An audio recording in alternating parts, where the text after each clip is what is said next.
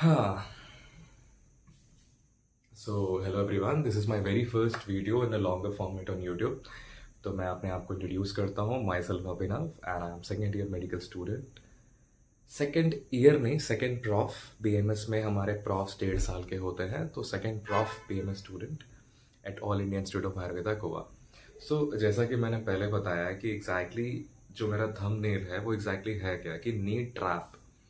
ये NEET trap क्या होता है, सबसे पहले उस चीज़ को समझेंगे और आगे बताऊंगा मैं एग्जैक्टली इससे निकलना कैसे है. और सबसे बड़ा सवाल ये है, क्या आप नीट ट्रैप में तो नहीं फंसे हो. समझते हैं नीट ट्रैप क्या होता है. कि जब कोई भी स्टूडेंट हर साल प्रिपरेशन करने के लिए ड्रॉप लेता है, बार बार ड्रॉप ले रहा है और उसके मार्क्स बढ़ तो रहे हैं बट कुछ मार्क्स से हमेशा कट ऑफ से रह जाता है, और उसको ऐसा लगता है कि again you should take drop drop and again ये साइकिल रिपीट होती जाती है.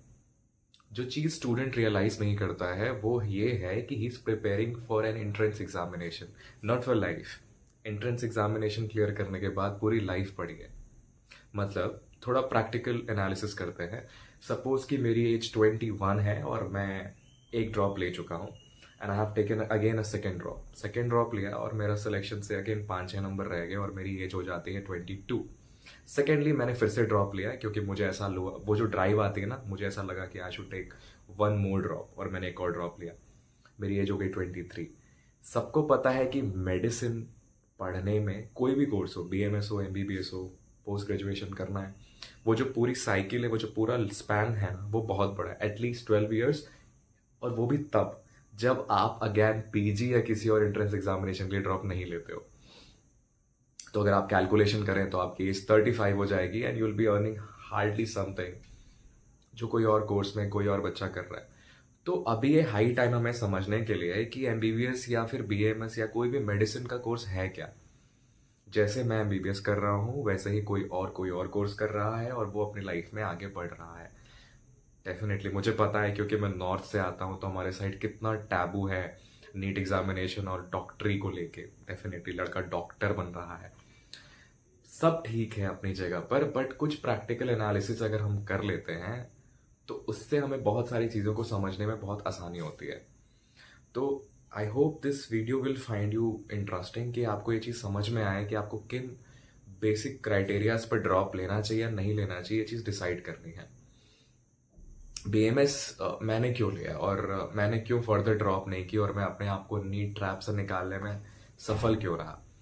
मैंने 3 ड्रॉप लिया है नीट एग्जामिनेशन के लिए, और मुझे ऐसा अंदर से लगा कि ठीक है, वो जो चुल होती है ना कि एग्जामिनेशन के वापस एग्जाम लूंगा और मेरे मार्क्स बढ़ेंगे, मुझे ऐसा नहीं लगा कि अब मेरे मार्क्स बढ़ेंगे. मुझे ऐसा लगा कि मैं सैचुरेट हो गया हूँ प्रिपरेशन से. तो अगर आपको हर बार सेल्फ टॉक या सेल्फ रिफ्लेक्शन का मौका मिले तो ये 4-5 सवाल अपने आप से पूछिए. क्या आप सैचुरेट हो गए हो?